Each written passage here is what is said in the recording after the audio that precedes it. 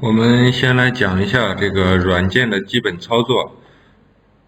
先讲一下软件的基本功能。这一条是直线，我们可以拿它来画一些辅助线，这样一些功能线。然后这一个是平行线，平行线也是我们经常要用到的辅助线，是这样，往右或者往左都可以去平移。想平移10，就在键盘上输入10，然后点确定，它就会出现一条和原点 Y 轴的线，一条平行的10公分的线。这儿是圆弧，也是我们经常要用到的。我们打开以后，还有圆弧和3点弧，这是我们经常要用到的2个工具。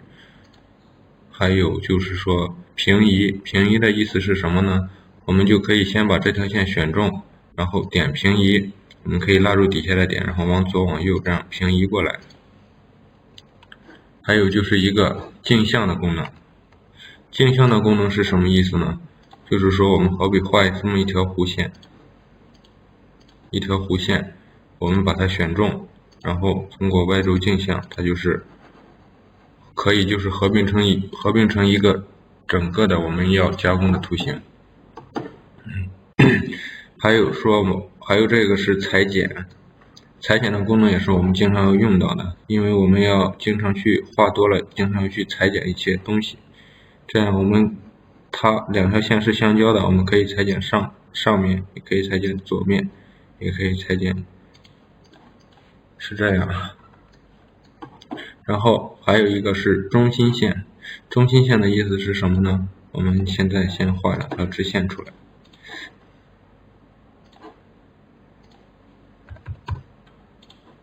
中心线的意思就是说，我们可以通过2条线之间找一个中心线出来，为我们画图做辅助。还有就是这个删除，我们一般要用到的是这个删除重现的这个功能。因为我们的图如果有多余的线或者是重叠的线，咱这个设备是不可以识别的。基本上软件就是这些功能，然后还有最后一个就是正交。正交是什么呢？你看一下，我们打开正交模式以后，不管画什么线，它都是直来直去的。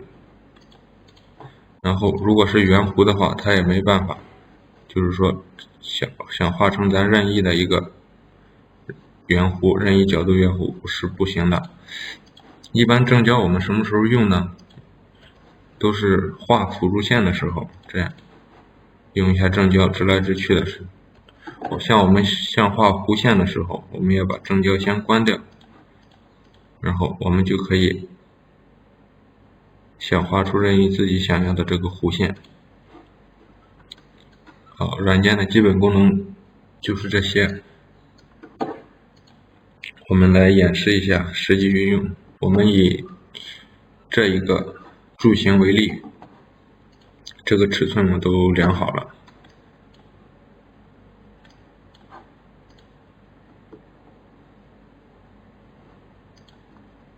好，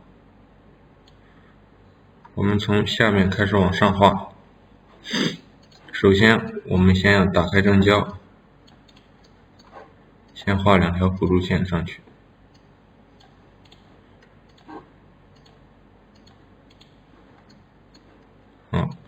首先我讲一下咱这个机器识别图的原理吧。我们只是画图的一半，所以说我们量的这个直径，像这个地方，也就是实物中的最底端的这一个部分，这条小钩，我们测量的距离是37。好，那我们就往这儿平移。平移的话，因为我们是取一半，所以说是37除以2等于18.5，我们就平移18.5，在键盘上输入18.5，因为我们都是按毫米计算，然后点确定，它就会出现一条18.5的线。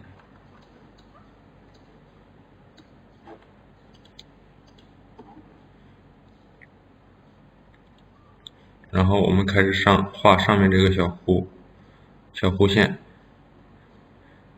这个弧线呢，我们先看一下它这个高度，我测量的是10，是10，然后我们就平移上去10。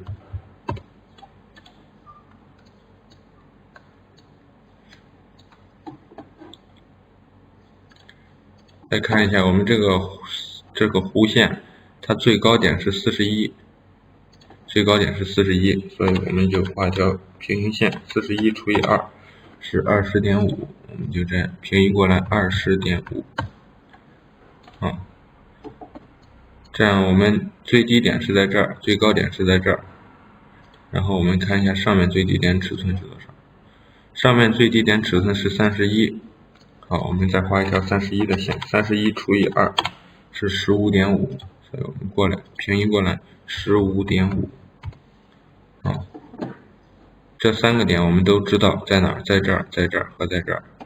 我们怎么画一条弧线出来呢？所以现在就用了我们中心线了，在它两个中间找一条中心线，中心线看一下，我们是要画这个弧线，是要画这个弧线，这是一个3点弧。3点弧的话，我们就这样打开圆弧功能，下拉有一个3点弧，把正交先关掉，这是最低点，这是最高点，这是上面最低点。好，我们这个弧度就画出来了，然后我们再往上看，它这会有一个小台阶，所以说我们在图上也标注出来了。这个小台阶我们上面测量的距离是4，是4的话，我们就往上平移4个毫米，4。好，我们现在画的这条线，先把多余的线删掉。像这样的话，我们这个地方它就是那个小坎儿，然后我们点裁剪功能，把多余的线删掉。好，现在这就是那一个小台阶，然后继续我们往上画，然后最高点是在这儿，是这个点，然后最低点是28除以2是14。好，我们先平移一条线过来，14的一条线，然后再往上，上面高度还是31，这又是一个3点弧，这个圆弧的高度是10。我们现在平移去往上是10，然后这是最低点，这是最高点，这也是最低点。好，我们先打开中心线功能，找到终点，我们还是打3点弧，这样连接3个点，画出一条弧线。OK， 好，我们把多余的线删掉。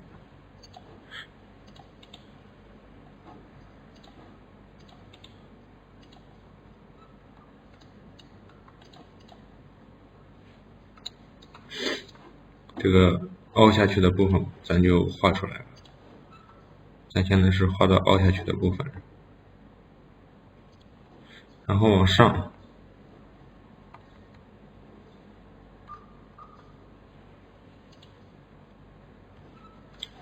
的话又是个小台阶，4。好，我们这条小台阶就画出来了，然后再往上又是一个3点弧，又是一个3点弧。好，我们测量的这个距离，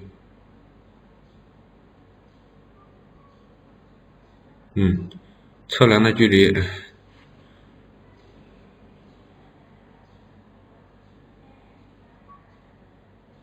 是30，对，是30。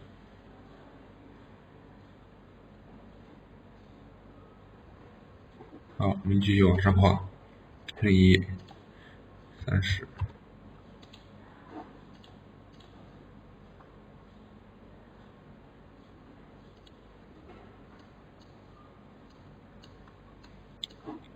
然后我们看一下最高点是41，平移过来，41除以2是20.5这一条线，然后最低点是我们这个点，然后我们看一下测量的最高点是34，所以我们再平移过来一条线，34除以是17，对，还是画3点弧，找到它两条线的中线，然后画3点弧，好，这一条线就出来了。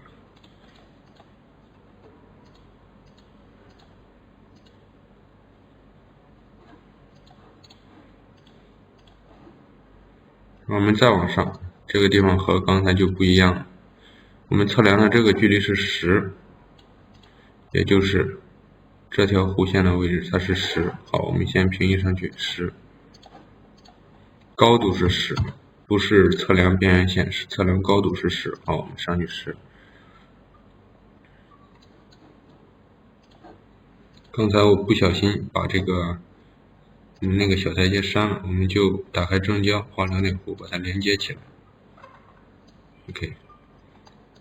现在是10，这个高度我们画出来是10，然后最高点它还是41，所以说我们再平移出来一个20.5的一条线。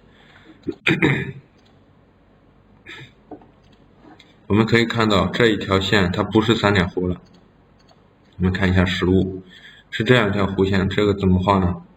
我们现在就要用到2点弧圆弧功能，把正交关掉，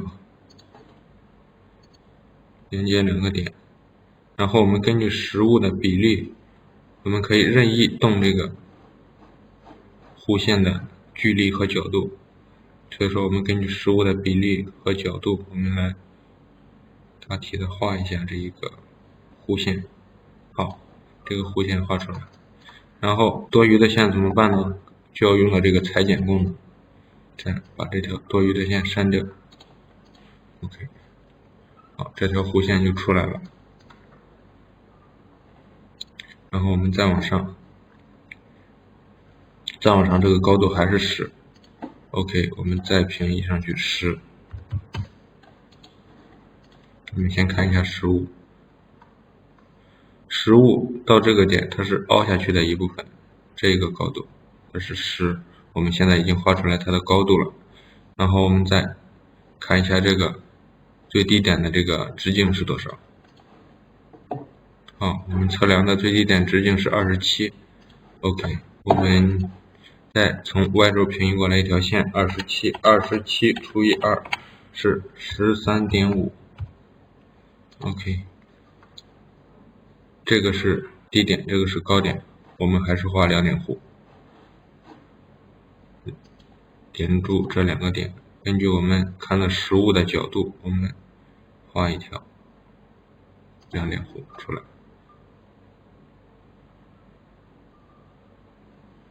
现在我们又要用到我们这个裁剪功能，把多余的线删掉。切记一定要把多余的线删掉，不然我们的系统是没有办法识别的。好，我们现在画到这儿了。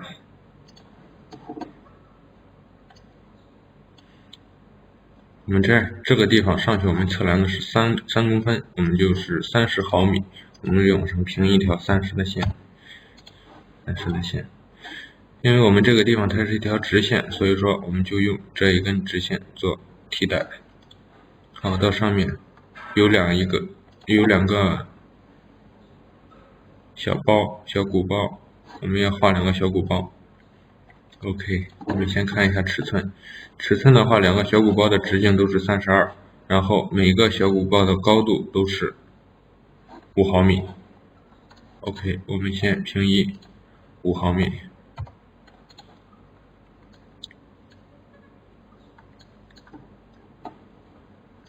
然后高度是32除以2是16。好，我们平移16的一条线出来。现在我们这个小鼓包，你看又是一个3点弧，所以说我们又要用到中心线功能，找到2条线的中心，然后打开圆弧功能，找到3点圆弧，确认一下正焦有没有关掉。一条3点弧出来。OK， 这个小鼓包就画出来了，然后再往上，我们再平移5。OK， 综上所述，还是找2个直线的中线，然后画3点弧，1、2、3。OK， 这2个小鼓包就画出来了。我们可以边画图边把多余的辅助线删掉。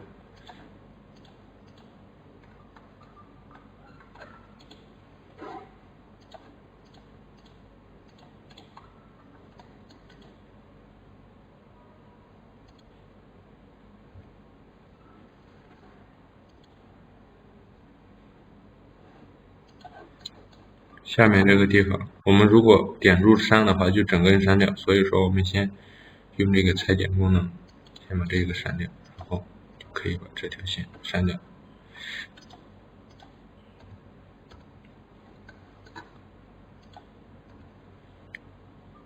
好，现在基本上我们下半部分的这个样子已经画的差不多了。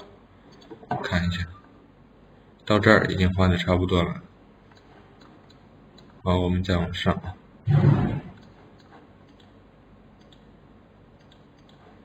看一下图纸尺寸，从小鼓包到这儿，到这个上面小圆弧下面的距离是24。好，我们平移往上，24，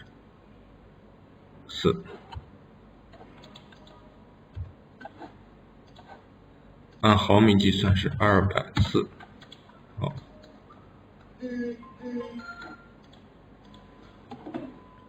这个地方直径是多少呢？我们测量的直径是40。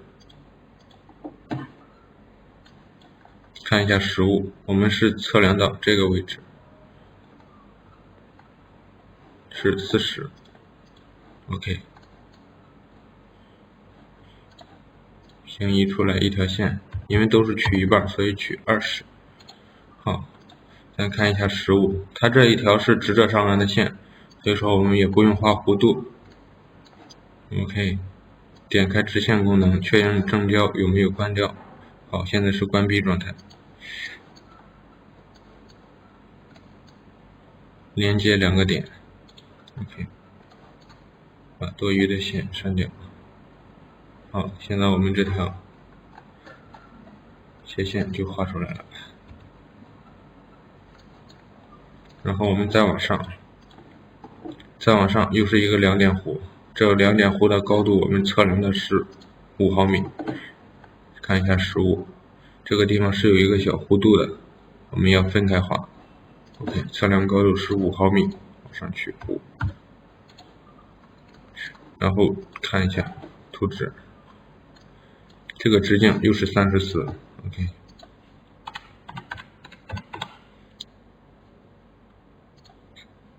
平移过来17。然后我们看一下实物，这个地方是一个2点弧，所以我们打开圆弧功能，点圆弧2点弧，确认正焦有没有关闭，点住。OK， 一个2点弧出来了。好，我们继续往上画。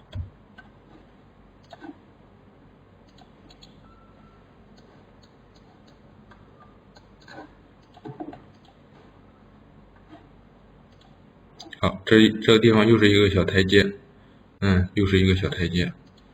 我们测量的距离还是4，所以说我们就往上平移4，这条小台阶就出来了。然后又是一个3点弧，最低点是28，所以说我们就平移过来14。OK。高度我们测量的是10，所以说我们再往上平移10。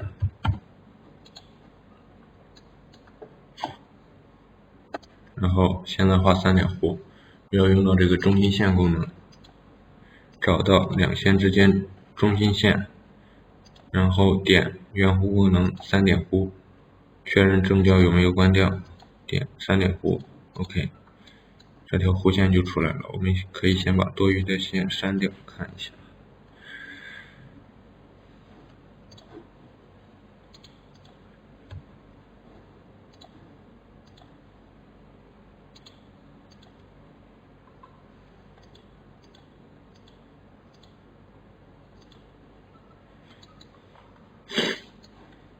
OK， 再往上画，又是一个小台阶，测量的距离还是4，所以说我们就平移往上去4。好，这个小台阶出来，再往上画，又是一个3点弧，最大高度还是41，所以说我们就往上平移出20.5，这是最高点，这个3点弧的最高点。然后我们看一下高度，高度还是10，所以说我们就往上再平一个10。我们看一下最低点，最低点是多少？最低点还是34。OK， 画3点弧，打开中心线功能，找到两线中心，打开圆弧功能，3点弧。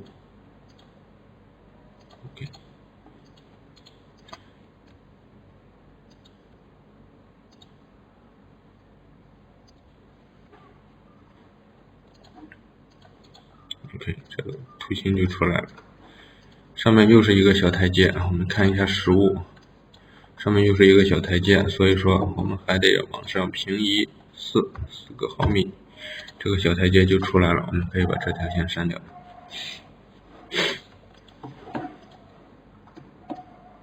再往上去，这个高度是32。OK， 我们先往上平移32。用裁剪功能把这一段裁剪掉。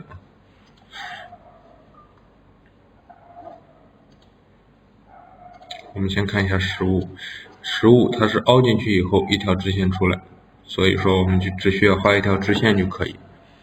我们测量的这个直径，这条线的直径是31。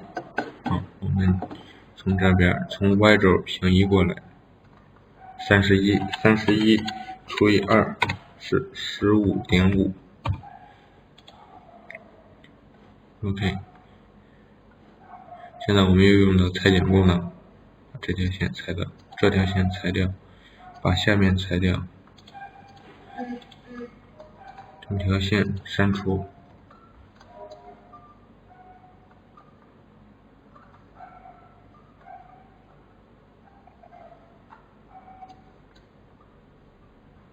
好，这个地方就凹进去一部分，然后出来的话，我们看一下图纸，还是34，所以说我们就平移过来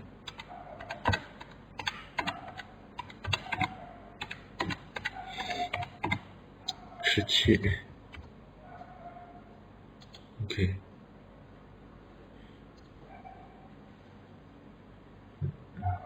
可以把这条线删掉，下面线删掉，上面这条线可以删掉。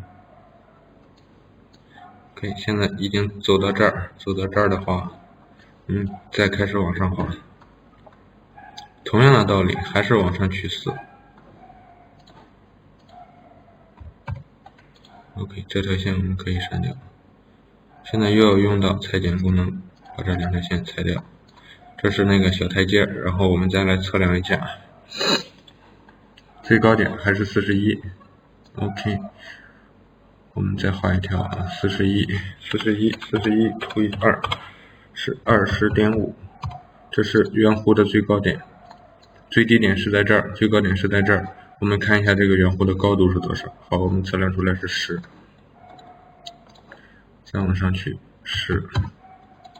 OK， 现在又是一个3点弧，我们找到中线，然后画一条3点弧出来。像我们平常车的一些产品，一般都是圆弧和3点弧所构成的。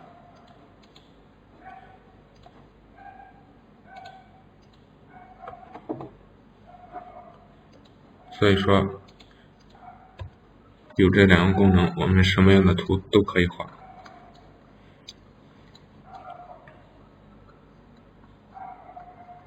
OK， 再往上，我们看一下实物。我们现在已经画到这儿，画到这儿还是有一个小台阶。好，我们看一下小台阶。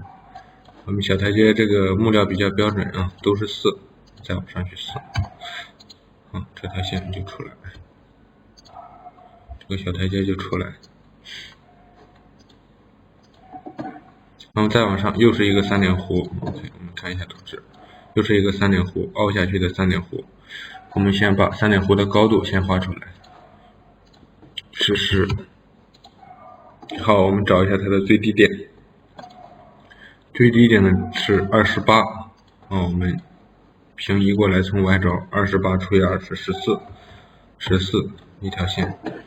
这是起点、最低点、终点。好，我们看一下终点，测量的距离是30。OK， 我们平移过来15。好，这一个3点弧，我们还是要找到中心线。每次画3点弧必须找到中心线，基本上是这样：起点、最低点、终点。OK， 画出这个弧线，然后我们把多余的线删掉。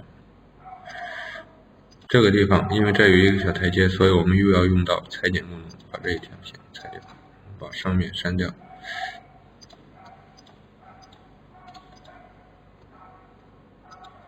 整条线删掉。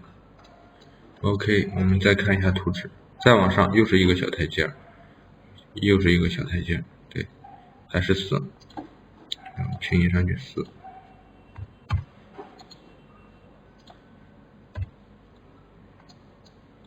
OK， 这个小台阶就出来了。我们头看一下，又是一个3点弧，最低点我们就是在这儿30，然后最高点是41。好，我们平移过来，41除以2，41除以2等于20.5。然后看一下3点弧高度还是10，平移上去10。OK， 找到中心线。我们还要画一个3点，我们看一下最低点，最低点是37。OK， 我们先过来37是18.5。好，这是圆弧的起点、最低点、最高点、终点。好，我们画3点弧，起点、最高点、终点。OK。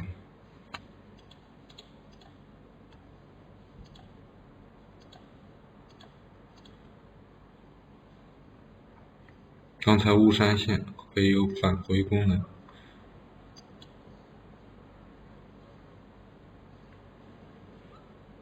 又要用到裁剪，因为这有一个小台阶，整根线删就把这条线全部删掉，用裁剪功能先删掉一部分。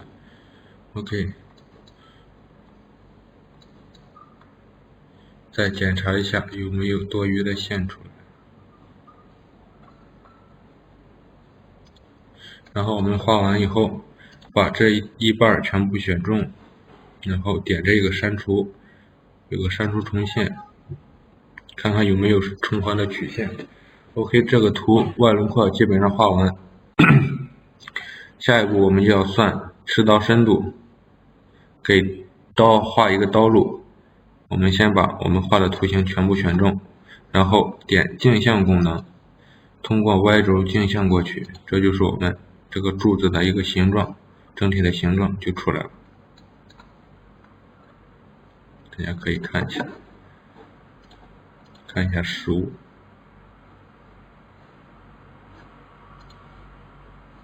整体形状出来，然后我们把刚才我们画的线删掉。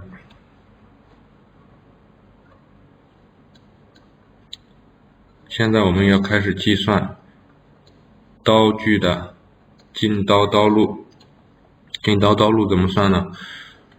看一下实物，咱这个是方料，我用的方料，这个实物的方料是5×5的木料。5×5的木料以后，我们就要算它的对角线长度。为什么算对角线长度呢？因为咱这个木料转起来以后，对角线才是这一整个圆，因为咱这个木料转起来它就是一个圆形，对角线才是圆的直径。这样，如果是原木料的话，直接用它的直径减去，不要管最细的地方，就是第一刀这个直径，我们看一下我们图纸上量的是多少。第一刀直径是37。好，我们先测量一下，打开正胶，点开直线功能，先测量一下我们木料的对角线是多少。我们用的是5×5的方子，所以说50上去50。OK， 这就是一个方料。我们用这个功能，尺寸标注功能，往下拉，有一个对齐标注，把正胶关掉，点2点，这样就测出来我们的这个对角线是70.71，化整为零，71减去，测量完以后把这一个删掉。好，我们有数，对角线是71，然后减去我们刚开始画，因为我们是从下面开始画的，如果从上面开始画就减上面的这个直径，从下面开始画就减下面的这个直径。好，我们看一下直径是37， 71减去37等于34。好，我们还是只画一半，所以说34还得除以2，是17。好，我们从 Y 轴平移到右边一条17毫米的线。OK， 我们把刚才镜像过来的图形整个选中，点平移功能，打开正胶，把图放大，点住我们刚才的最低点，往这平移，和我们刚才这个距离线重合，然后我们把这条辅助线删掉。好，这个图基本上就快完成了，现在还差最后一步，我们要给刀画一个刀路进去。大家可以看到，这有2个小箭头，刀是从这个箭头的原点开始往里面进刀，然后进刀进去，然后这样顺着这条轮廓线开始出图形，车出整个图形来。所以说我们要给刀画一个进刀的刀路。执行功能，连接2个点，这是进刀，然后我们还得画一个出刀，从这儿画一条线出来。好，我们这儿已经是多出去的线了，所以说我们用这个裁剪功能，把多余的线裁掉，把这条辅助线删掉。好，这个图形就基本完成。最后我们检查一下有没有断点或者是多余的线的情况。因为这个机器识别的就是按照这条线来走的一个路径，所以说如果这条线有断点，或者说有重复的线，机器就没办法识别了。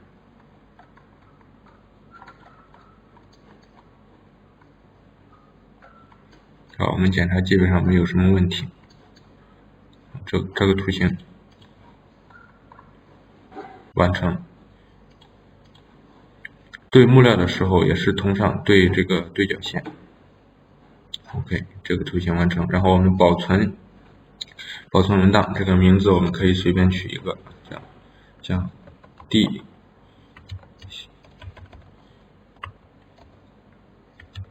小坠，然后我们选择格式，这几个格式咱设备都可以支持，只要是 DXF 都可以支持。我们一般保存2000的格式比较稳定，然后保存 OK 关闭。